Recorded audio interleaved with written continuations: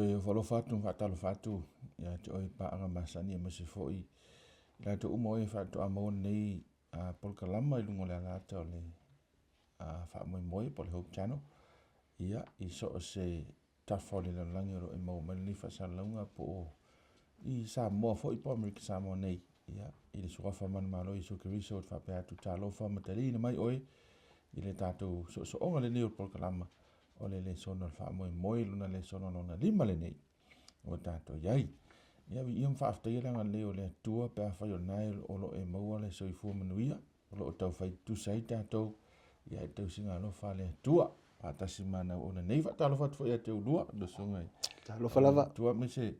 ia so fa fa nga utu me se fo songa Chris ma lo lava mo le auto va mai mo tato por kala mai leva yaso ma leva yaso ia wa lava le longo po ia li o le malu o tato pa aga masani por fana o le tua ia o lo ma o le nevo no e fa fonga mai mo mai ai a fai o stanga tolo e tua tinga ina nei ting ia o tele le stress ma o le lo po fe mapu ai o le autu le sona le nei fa autuina o mai ia ta pe sau ia ta ia o le mau masani ne mau i le ma te unom tau pesu matasi alo no fai upu e luas fu malvalu ia o tatu mau autu o maia ia o pe sau ia ta o to umo e maftia ma tinga ina e venga ia o au fo i malolo ai o tau Britannia, come to me, all you who are labor and are heavy laden, and I will give you rest. So tau tele la fa upunga ia o la tatu va ai i le alumanga o tatu le sona le nei ia e fa mo la so soni fo ia te malama i le wingo le upu malolo ono le tau te tala no ina pele le autu o le kwata le nei malolo ia ke riso ia ai fa mo la e manino ma malama mai ai le mesidi ia e malolo ai e malolo sili le o lo tala no tu ia ala foi tatu talo na tatu fe ngai no le man tatu le sona after ile tu ile no we mai ma tu te fa so fu le upu pa te simo ona nei ma tu te le so polo lava ia no ma le ma to wa fe o la o fio o le na o mai ia ni ia o onga taua ia me se lava o Yesu o le na ta imua ma le o mai le malolo sidi le alo a matu tala no ai ia mai le tu manatu ia ona ia ma nei ai ma se fo ia fa o ina le tu e lo nganga manatu ma fo fo ngai fa tu po e lo nganga pa ia i ma fo fo ma loto i la tu uma la fa fo fo nga ile nei por kalama mo lo lava vi inga Yesu amen amen ia le sunga Kristo tato de sona na isi eso no ia po le ale nisi vaenga tau po ni va tau le sona o lo tatu va vai tu mari tu sapo dale il telo tau fio tangata mo tatu manatu o le be mauti noa le o e nei mai tatu sai di linga le fio nga le tua o le tua la mai e mtua mauti noa le fina ngalo le tua ina ia sa ili tatu mai fa ola i tatu mai au mai tatu mai le me o tatu yai to ave tatu le me fina ngalo le tua ave e tatu so o sili pito siliana na tau lunga ia ile su enga le fio nga le tua le fo ila tau sisi e tatu le son de tasi pe tatu le son no wata nei mal vai aso nei o le fisili fo le fa tau nga ile mana tu tungo tanga te fa pe fe ona mafai le tua ona fa malo lo mai tatu mai ma le o le sala ile liuti tangata o le tua ia ke riso Yesu awai to teli tatu na ngana le upu le fa tanga ia Yesu ke riso fisi e fa fe on tatu wola ia Yesu ke riso awai ese le tua ese tangata o le tulanga fo ile o ele tangata ona le pa uma o lalo le sala ona nei uma o le fo o le oti o le ami o tonu fo i o whamsilonga le tua fe mentus pa ia sa o matonu lo winga e a fo e tele ia whaitionga e whasanga i le tua pe a whapea o la etong whai le tua e whaola tātou au uman wheta lai le tua o te tongi o langa sala o leoti so le fisili matu i alea a le lai o mai le tātou le sona le kuata nei le tua whamanatu mai a tātou o le tātou pa ule i le anga sala mai le amatanga o le motu sia na o le malolonga na ta penga le tua bota to mai la vela matanga na tasi so o le mafuanga wala ta to le mo le malolonga o motu ta to mai le tua o motu ese ta to mai le tua male o le sili le ta to fa pe fentinga ina ta to le ila fo ile mafatio la venga o le sala ia wai tele ni se mana tu fa pe ia o le o sui fuanga le ta tu fa na ve ta tu wolo mai o le ta tu te alu ia ele o ia se folinga mai o ese me o fa le tu se va ngai wo mai loti mai o mai loti ona ona ele o le tulanga fo ele o le tu man na tu tanga ta po o fesa yelo no sui fuanga blo no langa o disi e ba liwa ya ke viso la o la to bautino o le oti ele o le unga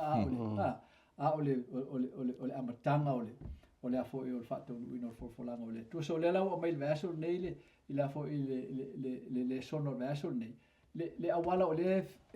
so tai mai le tu ya tato o so tenga la le tu tato le sono verso nei o fali mai le mo tu le o fine ngalo le tu ele o tau mate le tu ele o tau fa mai le tu ke le fiesa le ai o le fetalinga le tu le ifa mai ia o to o mai ya ta o mana o le tu ina ia mauti no e tato ele ai ia si awala e mafai e o tato mo le malolonga moni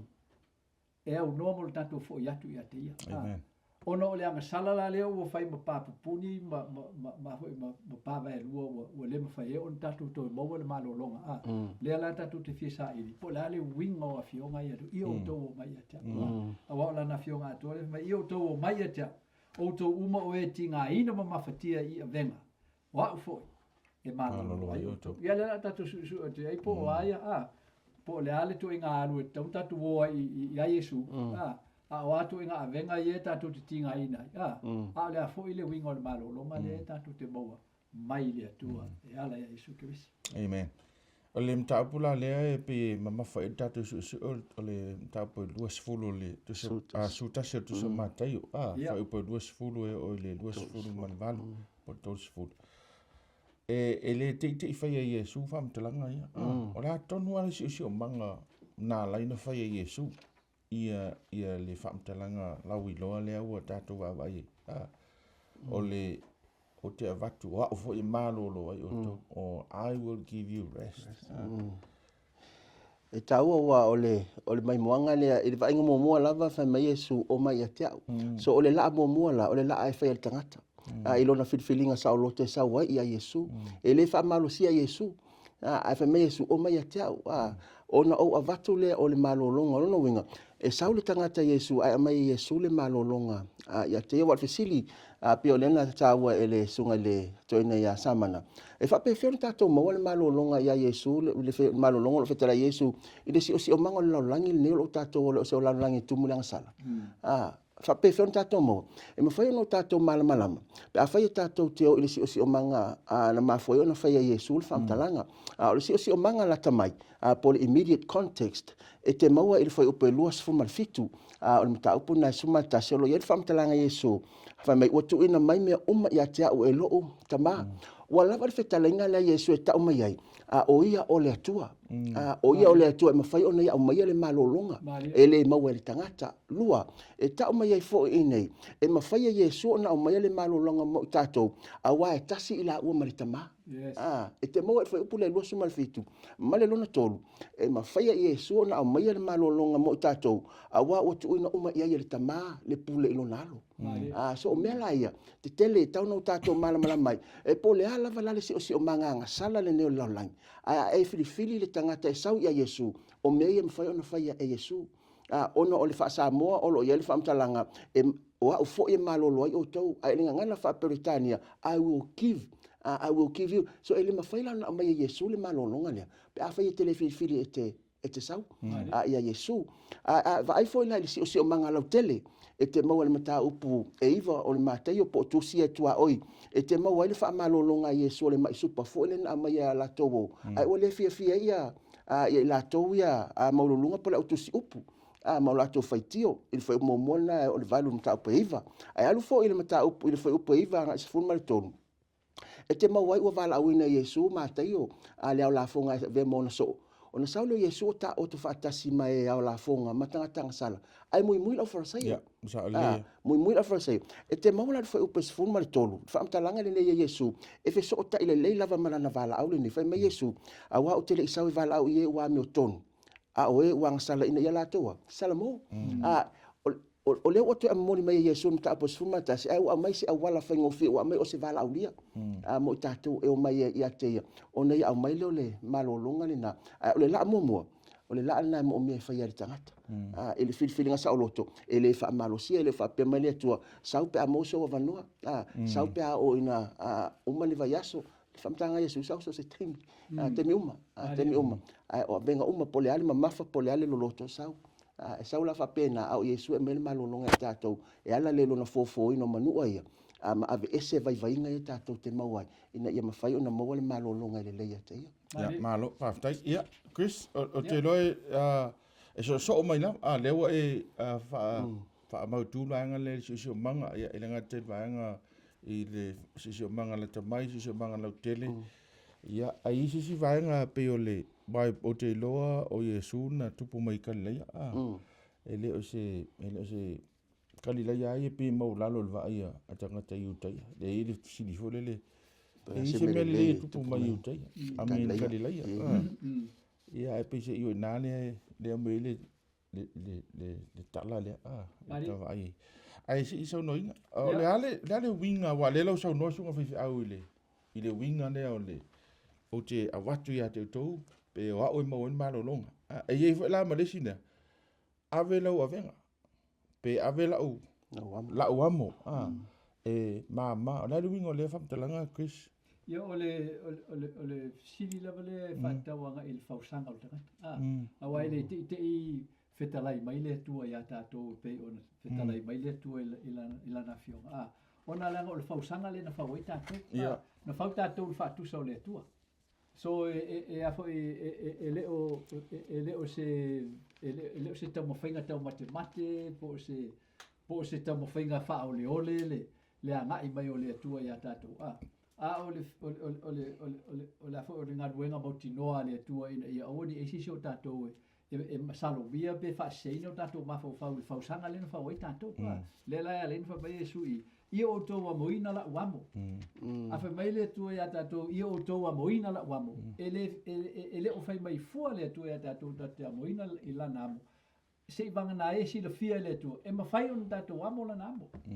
le la le on tele tato e tau fa le tonu tu langa la e ma ti no ma fai wa mena na ri fai fisili le e fa pe fe on tato mo wale malo longa mai langa sale le liuti tangata o le tua ya ke riso Yesu a wai pawa na le tali e ma fai on tato mo wale malo longa ono mo liuti tangata le tua la wingo na me o liuti tangata le tua longo wino fa mai le tua o a o le atali o le tua ona o avea o matali o tangata. Si o fe auna le mana o le na saula Yesu e faali mai ata to pe fa mai foi tusu singa isi perfetta ale tua na ave le nganga le fe au le na sau Yesu e to e fa su sulu mala mala le po yuli mal po sa mai ti apolo ma fo fa tangata. E fa ma so salo el tangata ile tua mala na ngaluanga fa el tangata mai la matanga ile na fa tusa. Ia ma fai ti apolo le mafau mal tangata o le tua e le abiotonu o le tua e le alofa o le tua e so ona fai o le tua e le amana ia le afo ile vai ngol tangata malona malona tulanga e te le atua inga na fai ti apolo ai no na fai le o ngai inga umala vai ni e fa po yulim pong sai mafau tang e fio mai la le tua ti tangata ya Yesu ke wis o mo po yuli ala la o mo tua pong I sale la lang e fa tau il foringa o le tua foringa boni o le tua ai sau Yesu to fa ali foringa boni la vo le tua ale ana ngalwena le la ale fa mai Yesu I o to amoina la wamo ai sia langa vo o o le tua na fai o to le o to fai a matangata mo o to ina I o to I lo mai ya te le moni ma le fa ma ni o le fa tusa na fai o to e to te ma fai o to te e la sala o le fe au na le mai le tu to te ma fai o to te e ina ti apolo awala ngale te o mai la sala ya tato no o mai la sala ya tato no o to fo lo tato fa ma ni le tua e ala le tatou whaalongolongo le o nga se. A o tatou wa ia na o ina i tatou pe o upo tatou i le ngana. O le tama manu e whanga i funga o la au. O le tama tangata e whanga i upo matanga. So o le atua ia na whaavae la ea mo tatou. Na awa tatou i le fionga le atua. A o le tatou whaalongo i le leo ese. Le leo le fa mai Yesu o le ngoi. Le tasi al mesa wai o le fasioti ma le fao me. Ma le fao matia. O so a le la usau le tua fa mai a tatou. E tau te mawhaia o no tau te te le ti apolo.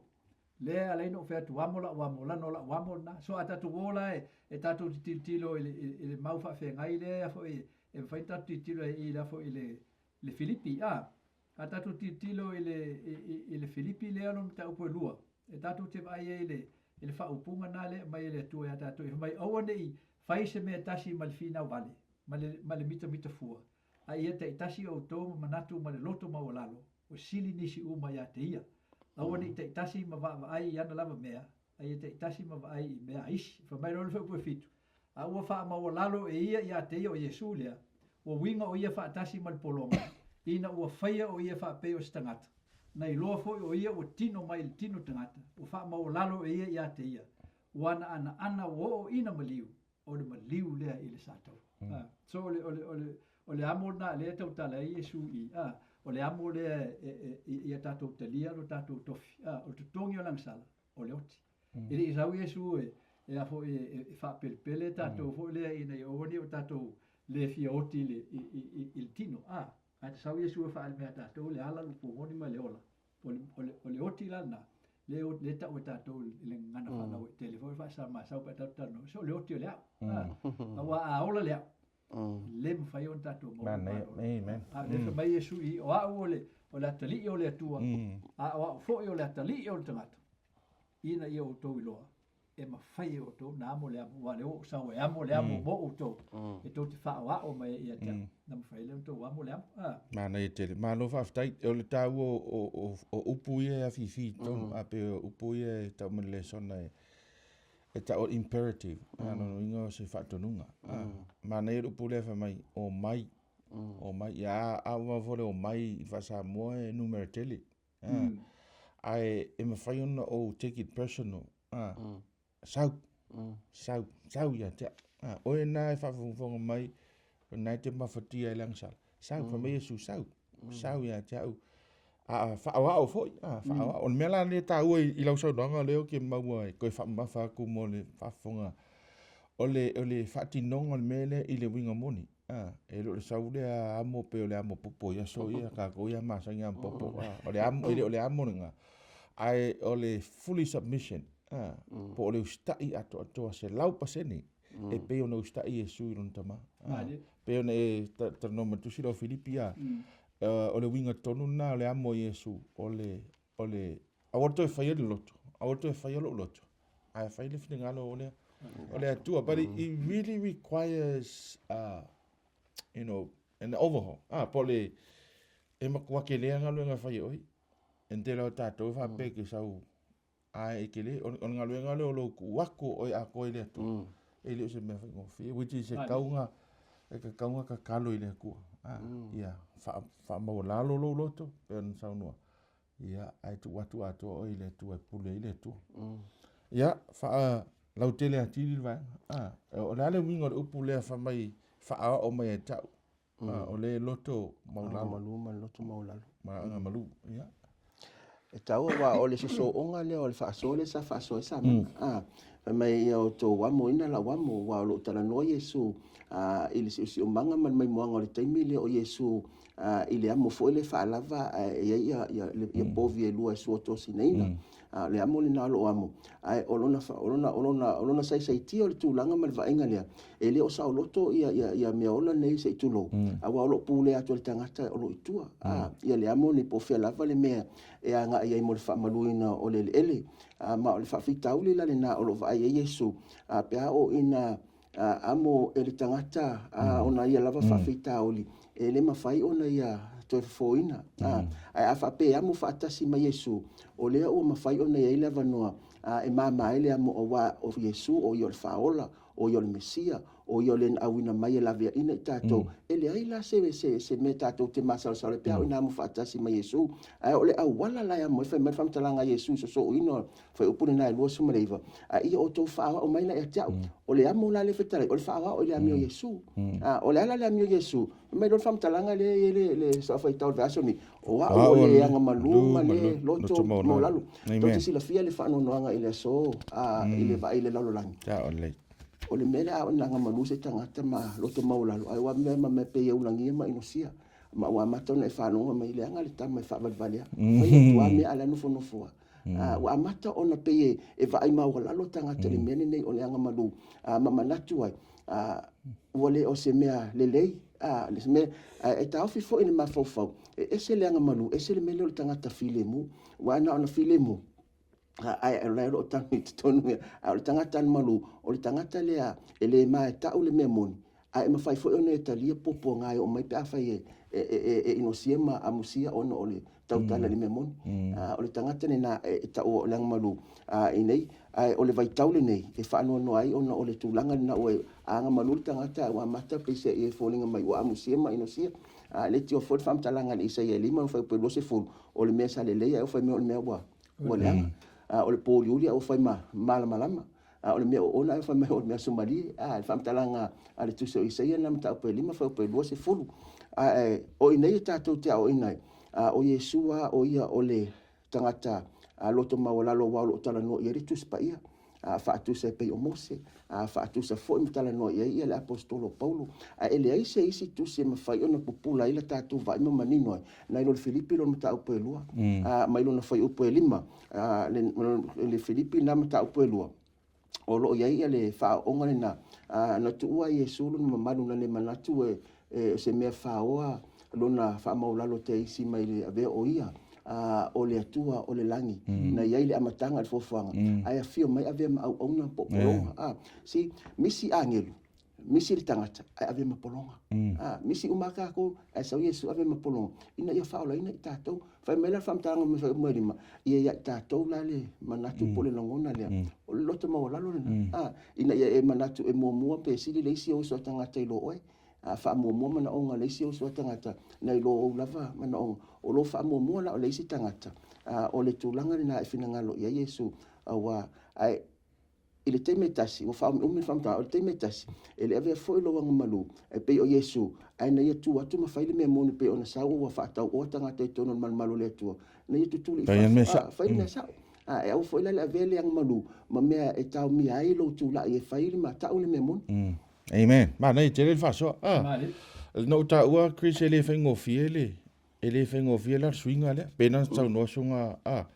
wa ole natural le tangata le tato mem tato e fo ile le tele mana o to ilano tele mana fo e faile melen fa Yesu ole ale le wingo le famtalanga Yesu fa mai o la uamo e mama ia e fengo fie ole ale wingo le famtalanga ina ia malama mai fo ia si o i tu singa o afo o fenga fo fatawanga i le upule o le amu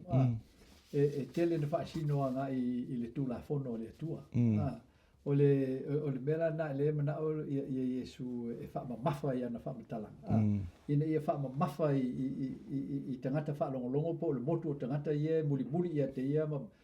mata ia na ngaluenga o ana fa malolonga ma valenga i awala e fa tino ai lona i tua mo lona i tu tangata na lai ona uina mai o ia mai le langi mai ia mautino ai e o na malama le langi o le tua le na faia le langi ma le langi sami puno vai me molo e o le tua le o saua le tin tangata langa paua le o awala e faia ona la via il tangata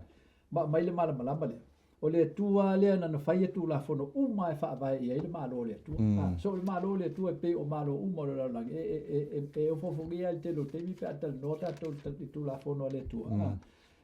o ye le manatu o le lautele o le to ya ngal tu la fono le tua pe ye vai ngol tu la fono le tua foi le ele o to fat tawinga mo te mo tatu ai atau mai lo i tatu lava fai nga malo ma tatu a ngai o inga fal tengata e tatu te fa ma fai na tu la fono wa le se malo le tu la fono ia tatu mata nei fo ile tulanga le tatu malo i sabo ia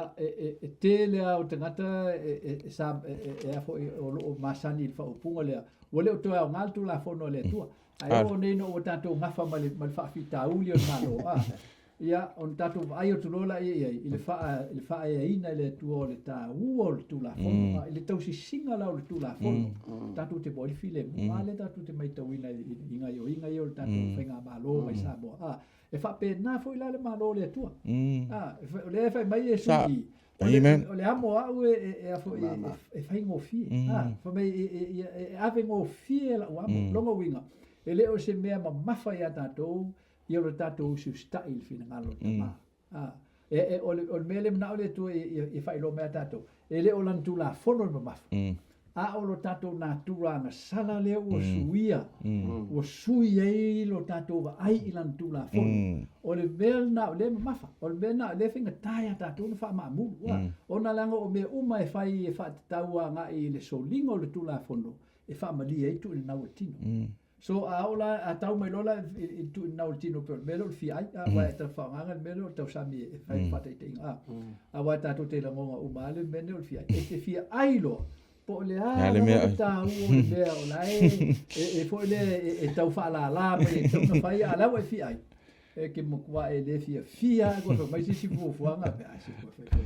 ko fi ai e le papa langi hungry man is an angry man.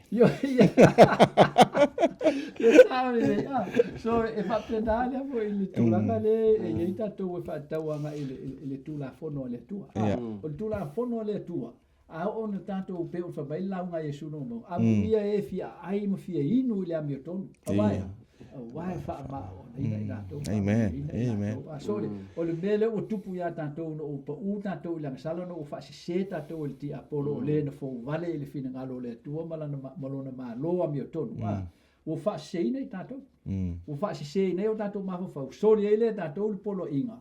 Su ele mo tanto mo tanto longa mo tanto manatu mo tanto ta fa tau il fina ngalo le tua. Ai o le loftu no le tua le na le na fa pale le tua mo na fa fai le ina ro tanto langa fo ile pa ula e fa fai le mai ale o le tua tanto mo te bila e pe au tanto fa na fo mena na le se ia le fai ngo atamu fai atamu tu mai o matua o tangata ato ai fa na mai lo na tali o kaino fa na mo le pepe ono o nga le tu o tau o mero fa fai lele ina o tangata ina ia to o tangata ina na fa fa sa o tau mai na no fa se ina na fa fa o tangata le la fa mai Yesu e ave ngo fiela wango no mo winga e le fainga talo o to su stai il fina ngalo te mana le to ai mai le te fai le te fai le fa mai il filipia o le su stai na o ile maliu i lunga o le satau la lu su stai na lu su stai le fa mai le po la metodo le to tongi o la sala o le oti le ra usau le tu e oti la no lu su stai na len ave e le tu i lunga la vai te le ma le a to fa sala o la sala atu sa roto tato ina ia mo e tatou le so swani o le nganga pa ia le tatou mo le so e ma fai on tatou te apo no solo sai le o ia mai tatou malo e lua vai nga mun fa after Chris e sen manino e lua vai nga mun o tatou fa so le vai pe tai tu sala vai o puia o la u foi nei amo e avengo fie ala u avenga e lua le amo mo le avenga ia ala o venga mama ia i fa po todos fulana ma te suma tase la le wingo le na fam te langa fa i u le li fa ola la suma pas te amatali fam te langa i tali le sa o amatali fa so le ma atu i ovi e lueta o to ilunga le amu a ola ina vai le isi manu se tulo ona tau avele le malo so le isi manu le ngaluenga o fa yene a le ufa vai le isi atu mai fola ia tato ono tato wa mo fatasi mai Yesu ele se me mama fa wa ai tau ave Yesu o man tau ave Yesu lo Calvary le mama fa la sa pe a ole no tato ave fatasi so le temi tato te vai o le temi na si tato Yesu ma mai le malo longa tato te mapu malo lo ia ai ele fo se si fata ita inga mai tono tu spa ia pe o tala ia mo se mai etero le na sa va ia tu wa mama fa tu le avenga sa lo ia le tama le va a mo se fai fil mai ni se so ni longa e fa pena foi la nei o le tusi o te mana ave ia le tato mai moanga ile vaenga le tātou suenga. O le kalatia le nai ono ina whai upu e lua. Ai mawhai na maramlama le whai upu e lua pe a whape tātou te amata le whai upu mua. Wa il whamtalanga ali tuspa ia le kalatia le nai ono. Ai no whai upu mua wa le whai upu e lua lo whamawha ai maramlama pe a whai tama le whai upu mua. Whai mai le au soe. Whai e maua se tangata e se tasi ang sala. O tau o ilale nganga. I o tau whaafo i mai le wa whaapea ina ma le loto o le anga malu o le nunga whamtalanga. Whai e vai atu se taso i tātou ua pa u atu se isi i le leanga ma whai lang sala. O lo tātou tiuti, o lo tātou ole toi whaafo i mai. Ina ia ma whai ona toi fo i mai i le atua. Fo i mai i le atua. O le whai upulo e lua lo ia i le wha ma whai na whai mai. Ia o tau whesu ia i ia o tau avenga ave. Ma ia whaapea o no tau whaia i le tū la fono ke riso. O lono winga o le whamtaranga a Yesu. O le whesu ia i. O lono winga o le ua e alu e te tomu whai. Te lua e te fisosoani i le avenga o tau ave. E le isi o sua tangata. E le o lo watu toi wha mamafa le avenga. E le o lo tātou atu toi tau ai i whawhia ina i mumu tele le afi. O le whanau nauta inga o le wha o le pe o le nanga luenga whai. I o tātou ua fisosoani ai au mai i te tonu. Whai sa tātou ngā luenga. O le telo teimi. E mua mono tātou whai le whai unga. E le isi ngā luenga o whai. Ka le leia. Whai lo le whai unga. A fesi, ni fai se ngā luenga. A whapea foi lai tari mai na whai. O fesi, o le ale umi. Telo teimi kasi alua tau na whatau. Ka kalpelo. A mana ongo le langi. Ia whai pia i se ia hoa ina sauri tangata i to tonu. Se ia hoa ina sauri tangata i to tonu. O no wingala, o le whaafusoa hai, o le avenga, o le mele e whina ngale e le atua, i to tonu o lana i kalesia i le so. Te tau no tātou whaiale ngā luenga lea, o vai atu pa useis. Ia tātou o fisosoani e toi a mai i to tonu. Le uso lea, ma tātou amo whaatasi le amo, lea ua umana amo Yesu, le tātou amo e mamala le amo Yesu, tātou whala whata i tairi mele whai Yesu i tai tō, i le uso le pia whapeo ina angasala pia vai vai. Tasia le amo Yesu. Ia, le amo le nai mama. E tā ua tele le sisi o manga peo nau tā ua la mtanga, le sisi o manga o neimea, awai e sau Yesu. O mtua mamawhale a mora ea mo Israelu mo tangata o le atua. I le tausinga la tu la fono pe on ta ua foi. O whao popo ai si tu la fono, mai tu la fono, mai tu la fono. So se mea ele o alu le blueprint. Le blueprint le a Yesu. O le loto mo la lo ma le tutal noi. E a tiri ona mamawhale a venga. Tatou ai fuelai tono o e kalesia. Let's be practical now. Tatou ai tono mea whaanga yo inga tatou tono e kalesia ma. So se kalesia. Ele ngā kako e kalesia. O so se kalesia Christian. O kele isi mea o whaopopo i tangata. O kai kukusa le leia mar kei minga sao Yesu. O whaopopo i u kai ale kele o isi mea i lungo o kula fongo mar kausingo o kula fongo. Le nga sao Yesu fai mai. Ua makua mamafa tūre venga tangata.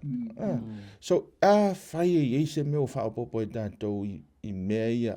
o le sa ilinga o lo whaotanga. You are literally not helping yourself. E o i kanga ko le kalesia. E o i tai o kalesia. Au koe whamawhangi si mea li whai mai e sue whai. La sunga pasta la so fin ngalo yai. Okay, lo umatato le sona, but it's typical of Christianity nowadays. E mana o tanga te fia fai foi sanga ia mea. If you fa popo ko me o fai Yesu, ai o le fai ngo fia i o le venga Yesu, e alanga polonga mtinga ina. O tato lava. Le natura le tangata le ai ngo ai lunga le mele ele ioti ale. Ele ioti le o tangata e fia ngo a fo ya sianga e fa si vaenga i le fa o tanga ai le so me fai. Ngo lo sitai ma fai me umo fa mai le fa o le fai. Ma fa pe Yesu. Fa mani le tu le fa fo. Ai fa mo fa manino fa malam le wingo tato le so. Ai mai sela. Ono le auto le so no kwata nei on malo longa e Yesu. I believe o le si le mauta ua. Po le si le vaenga po fai tauta ua i le tuspa ia. E a tidi malmala mai le wingo o le kwata le nei mala auto o le malo lo atu ia ao Yesu. Whamania tele le tua, tātou toi whtapa i foi. Ia, i se taime uruma pia whasopo atu e le tua lo soifua. Ia, ma se ola i o nei malo nei tangata. Ia, ai mole te minei. Ia, whamania tele lava le tua ma e malolo atu. I ona a ao, i lau samaringa whale nganga. O lau whai tātou talo. Le tua whaftai lau a fionga, whaftai whaonga ina o auna. Ia, ai maise lava le tua. ia o lo nganga pa io le sa so ni mai e fa malama o fionga talo foi lo nganga lava e tasi le tua ia so ni atu so stas lo maftia matinga ina ia venga ia matou loa le winga lo loto e pe fa so ina le nei fo i tula ia mafai no matou atu o malava ia te oe e moni e la matou sa o le tonga le tua fa aftai tele i lo mafuta mai ia te oe matu mau lava ia te oe le vi inga nei e fa vau lava amen